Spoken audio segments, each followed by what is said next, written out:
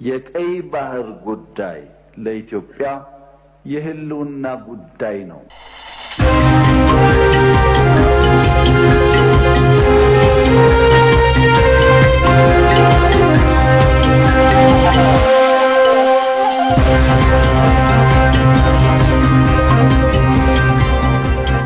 ከውጭ ወደ ያዝነው አጭር መረጃ ስናልፍ ደግሞ የተመለከትነው የናይጄሪያን የጎርፍ አደጋን በተመለከተ ነው። እንግዲህ በናይጄሪያ 200 ተብሎ በይፋ የተገለጸው የጎርፍ ሰለባዎች ቁጥር ወደ 700 ሊያሻቅብ ይችላል የሚል ስጋት ነው ያለው።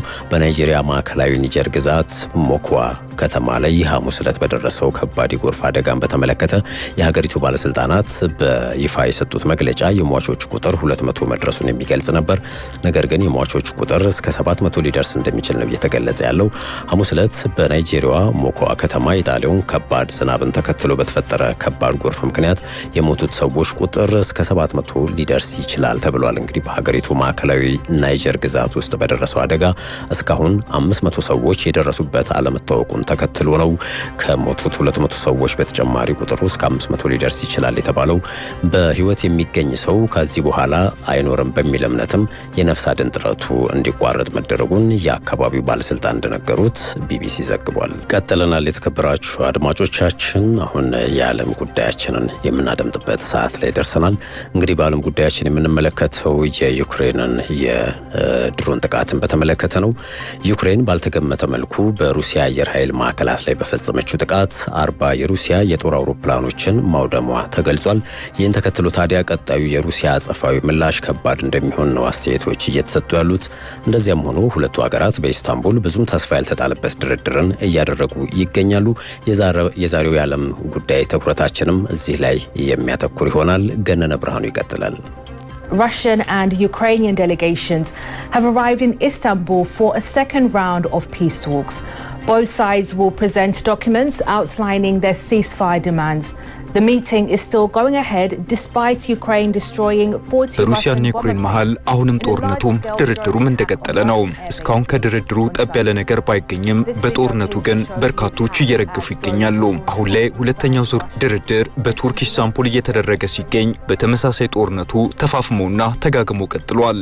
ሩሲያና ዩክሬን ከቀናት በፊት ሁለቱም ያስቧቸውን ጥቃቶች እርስ በርስ ከፈጸሙ በኋላ በቱርክ ኢስታንቡል ለድርድር ተቀምጠዋል። ካለፉት ውይይቶች አንፃር አሁን ከዚህ የሁለቱ ሀገራት ንግግር አንዳች ፍሬ ነገር ስለመገኘቱ የበርካቶች ጥርጣሬ ነው። ሆኖም ከሁለት ሳምንት በላይ ይቆያል የተባለው የሁለቱ ሀገራት ድርድር በቱርክ ተጀምሯል። የዩክሬን ልኡካን በመከላከያ ሚኒስትሩ ረስተም ኡሜሮቭ የተመራ ሲሆን በሩሲያ በኩል የቭላድሚር ፑቲን ረዳት የሆኑት ቭላድሚር ሜዲንስኪ ልኡካቸውን እየመሩ ቱርክ ኢስታንቡል ገብተዋል። ከውይይቱ አንድ ቀን ቀደም ብሎ ዩክሬን ምናልባትም ከባድ አጸፋ የሚያስከትልባትን ጥቃት ፈጽማለች።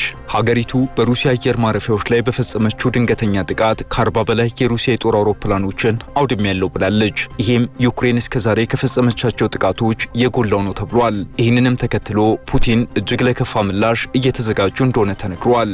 አሁን ላይ በሁለቱ ሀገራት መሃል በቱርክ እየተካሄደ ባለው ድርድር ላይ ሀሳባቸውን የሰጡ የጂኦፖለቲካል ተንታኞች እንደሚሉት ጦርነቱን ለማስቆም ቁልፍ በሆኑ ሁኔታዎች ላይ ሀገራቱ ፍጹም የተራራቀ ፍላጎት ላይ እንደሚገኙ ያብራራሉ። ባለፉት 2 ቀናት ዩክሬን ከዚህ በፊት ከነበረው ጠንከር ያሉ ጥቃቶችን ፈጽማለች። በተለይም የሩሲያ የጦር አውሮፕላን ማዕከላትን ያወደመችበትን ተግባር ኦፕሬሽኑን የመሩት የዩክሬን የጸጥታ አገልግሎት ኃላፊ ቫሲል ማሉይክ ለሩሲያ ወታደራዊ ኃይል ፊት ለፊት የተሰጠ ትልቅ ጥፊ ነው ብለዋል። የአሜሪካ ሴናተሮች በበኩላቸው ጥፊውን በቡጢ ለመመለስ ሩሲያ እየተሰናዳች ነው ሲሉ አሳስበዋል። ዩክሬን 40 የጦር አውሮፕላኖችን አወደምኩ ያለችበትን ተግባር ለመፈጸም ከ1 ዓመት በላይ ውስብስብ የሆነ ሎጂስቲክስ ስታዘጋጅ መክረሟን ገልጻለች። የዩክሬኑ ፕሬዝዳንት ቮሎዲሚር ዘለንስኪም እጅግ አስደናቂ ኦፕሬሽን ብለውታል። ዘለንስኪ ጦራቸው በፈጸመው ጥቃት በኩራት ቢናገሩም ባለፉት የሰንበት ቀናት በ472 የሩሲያ ድሮኖች ወረራ በጭንቀት ውስጥ ሆኖ አሳልፈዋል። አሁንም በኢስታንቡል የሚደረገው የሁለቱ ሀገራት ድርድር ያን ያህል ተስፋ የሚደረግበት አይደለም። አሜሪካ በሁለቱ ሀገራት መሃል የተኩስ አቁም ስምምነት እንዲደረግ ያደረገችው ጥረት እስካሁን አልተሳካም። በዋሽንግተን የሚገኘውና በጦርነቶች ላይ ጥናቶችን የሚሰራ ተቋም እንደሚለው ሩሲያ ያሰበችውን ለማሳካት ድርድሮችን በማዘየት ጦርነቱን ለማራ ለማራዘም እየሞከረች ትገኛለች ብሏል። ሩሲያ ከሳምንት በፊት የዩክሬኗን ዋና ከተማ ኬቭን ጨምሮ ሌሎች ከተሞችን በሰው አልባ አውሮፕላኖች ከፍተኛ የተባለውን ድብደባ ፈጽማለች። በዚህም ፑቲን በዩክሬን ላይ ያላቸው ትዕግስት ማለቁን ማሳያ ነው ያሉ አሉ። ከዚህ በፊት በግንቦት 16 በኢስታንቡል የተካሄደው የመጀመሪያው ዙር የሩሲያና የዩክሬን ውይይት ከ2 ሰዓት ባነሰ ጊዜ ውስጥ የተጠናቀቀ ነበር። በዛች 2 ሰዓት ውስጥ የተስማሙበት ቁም ነገር እስከ 1000 እስረኞችን ለመለወጥ ቢሆንም እስካሁን እሱንም ተግባራዊ አላደረጉም። በቅርቡ የአየር ኃይላቸው በፈጸመው ጥቃት መጠነኛ ኩራት የተሰማቸው ዘለንስኪ ሩሲያ ኪሳራ ምን ማለት እንደሆነ ሊሰማት ይገባል፣ ወደ ዲፕሎማሲ ድርድርም ሊገፋት የሚችለው እንዲህ አይነቱ ጥቃት ነው ብለዋል። በስኮትላንድ በሚገኘው የሴንት አንድሪውስ ዩኒቨርሲቲ የስትራቴጂካዊ ጥናት ፕሮፌሰር የሆኑት ፊሊፕስ ኦብራይን እንዳሉት የዩክሬን ጥቃቶች በሩሲያ ስትራቴጂካዊ አየር ኃይል ላይ ትልቅ ኪሳራ አድርሰዋል ብለዋል። ፊሊፕስ ኦብራይን ሲጨምሩም መጪውን ውጤት ለመገመት እጅግ አስቸጋሪ ነው ይላሉ። ምንም አይነት መቀዛቀዝ በማይታይበት የሩሲያና የዩክሬን ጦርነት ዓለም አቀፍ ስጋቶችና ውጥረቶች አሁንም እንደጨመሩ ናቸው። ዩክሬን ከባዱን ጥቃት ፈጽማ 40 የሩሲያ የጦር አውሮፕላኖችን አውድሜያለሁ ባለችበት ዕለት 2 ከፍተኛ የአሜሪካ ሴናተሮች ፑቲን እጅግ ለከፋ እርምጃ መዘጋጀታቸውን አስጠንቅቀዋል። ሁለቱ ሴናተሮች እንደሚሉት በሚቀጥሉት 2 ሳምንታት ውስጥ ከተሞችን ወደ አመድነት የሚቀይር ሚሊዮኖችን የሚያፈናቅልና የአውሮፓን የደህንነት ካርታን ቀይሮ ጦርነቱን ወደፊት ሊያመጣ የሚችል ሁኔታ እንደሚፈጠር አሳስበዋል። የሪፐብሊካኑ ሴናተር ሌንሴ ግራሃምና የዲሞክራቲክ ሴናተር ሪቻርድ ቤሉሜንታል ከፕሬዝዳንት ቮሎዲሚር ዘለንስኪ ጋር ከተገናኙ በኋላ ዩክሬን ራሷን ከሩሲያ ጥቃቶች ለመከላከል መስኮቶቿን ማጥበቅ ይኖርባታል ብለዋል። አሁንም የአውሮፓ ህብረት በጉጉት የሚጠብቀው አሜሪካን በሩሲያ ላይ ትጥላቸዋለች ብሎ የሚጠብቃቸውን ማዕቀቦች ነው። እንደ አውሮፓ ህብረት እቅድ የአሜሪካ ተጨማሪ ማዕቀቦች የሩሲያን ኢኮኖሚ መተንፈሻ በማሳጣት ፑቲንን ለእውነተኛ ድርድር ማስቀመጥ ይቻላል ብሎ ያምናል። ለዚህም የአውሮፓ ህብረት አባል ሀገራት በተደጋጋሚ ከትራምፕ ጋር ተገናኝተው ቢወያዩም ተጠራጣሪውን ፕሬዝዳንት ዶናልድ ትራምፕን ማሳመን ካለመቻላቸውም በላይ በሰውየው ተለዋጭ ሀሳቦች ያሰቡት እንዳልተሳካላቸው ተገልጿል። የሪፐብሊካኑ ሴናተር ሌንሴ ግራሃም ፑቲን ለተጨማሪ ጦርነት እየተዘጋጀ ነው ሲሉ ስጋታቸውን ገልጸዋል። ግራሃም መፍትሄ ብለው ያስቀመጡት ሀሳብ ሌላ ትኩሳት የሚያስከትልና ሌላ አይነት ተጨማሪ ውጥረትን የሚያመጣ እንደሆነ የሚያነሷሉ።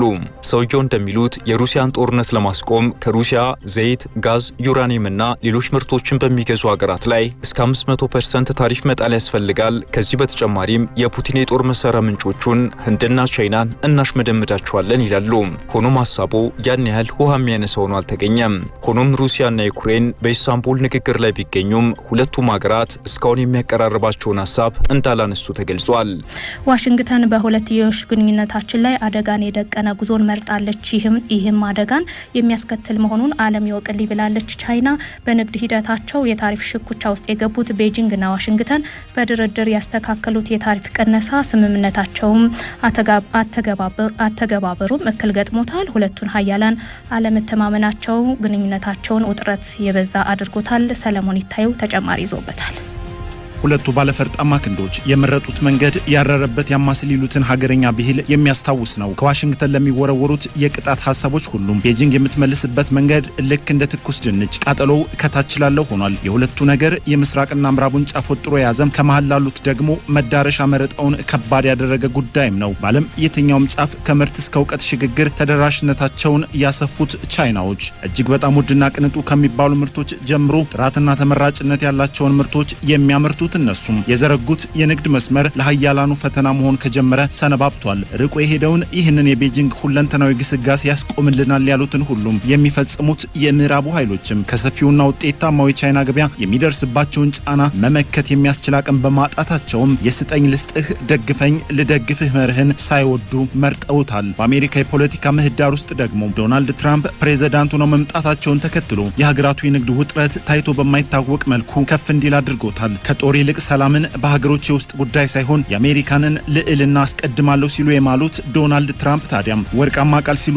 የጠሯት ታሪፍን መተግበር መጀመራቸው ነው የዚህ ሁሉ ትንቅንቅ መነሻም። በየትኛውም መንገድ አትላንቲክን ተሻግረው ወደ አሜሪካ የሚገቡ ምርቶች በአሜሪካ ገበያ መቅረብ የሚችሉት የሚጠበቅባቸውን ታሪፍ ሲከፍሉ ብቻ ነውና ይህ ለቻይናውያን ነጋዴዎችና ባለሀብቶች መልካም ዜና አልነበረም። እሾህን በሾህ እንዲሉ ደግሞ ተመሳሳዩ የታሪፍ ምላሽ ለአሜሪካኖቹ መሰጠቱ ሀገራቱ ጠረጴዛን እንዲስቡ ለውይይት በስምምነት እንዲቀመጡ ምክንያት ሆነ። ከሳምንት በፊት ጄኔቫ ላይ የተገናኙት የቤጂንግና ዋሽንግተን ባለስልጣናትም ምክክር አድርገው ከፍተኛውን ታሪፍ የሚቀንስበትን ስምምነት ደረሱ። አሁን ጥያቄው ሌላ ነው። ስምምነቱ እስከምን ተፈጻሚ የሆነ ነው የሚለው ጉዳይ። የቻይና የንግድ ሚኒስቴር የስምምነቱ አፈጻጸም በአሜሪካኖች የማናለብኝነት ጉዞ ምክንያት ለችግር መውደቁ ይታወቅልኝ እያለ ነው። በቻይናና አሜሪካ መካከል የነበሩ የንግድ ሂደት ውስንነቶችን ይቀርፋሉ የተባሉት ስምምነቶች በዋሽንግተን ባለስልጣናት እየተፈጸሙ አይደለም።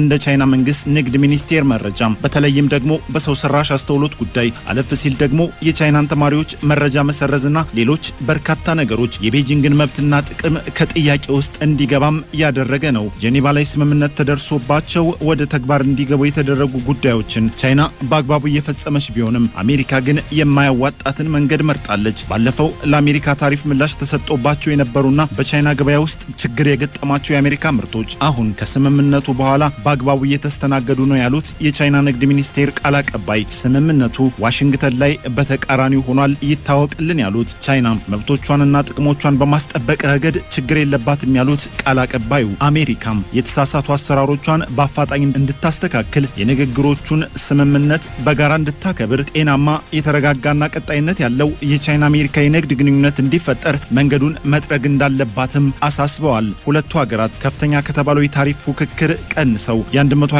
በመቶ ታሪፍ ወደ 10 አሜሪካ ደግሞ ከ145 በመቶ ወደ 30 ማውረዳቸው የሚታወስ ነው። ቻይና ዴሊን ዋቢ ያደረጉ ብዙዎች ታዲያ አንዱ ሙቀት ሲቀዘቅዝ ሌላ ቶን እንዲነሳ ምክንያት የሚሆነው የዋሽንግተን አሰራር ካልተስተካከለ በቀር የቻይና እርምጃም የከፋ ሊሆን እንደሚችል የሚያሳስብ ነው። ዓለም አቀፍ ጉዳዩን ስናዘጋጅ አሶሺየትድ ፕሬስ፣ ቢቢሲና አልጀዚራን በምንጭነት ተጠቅመናል።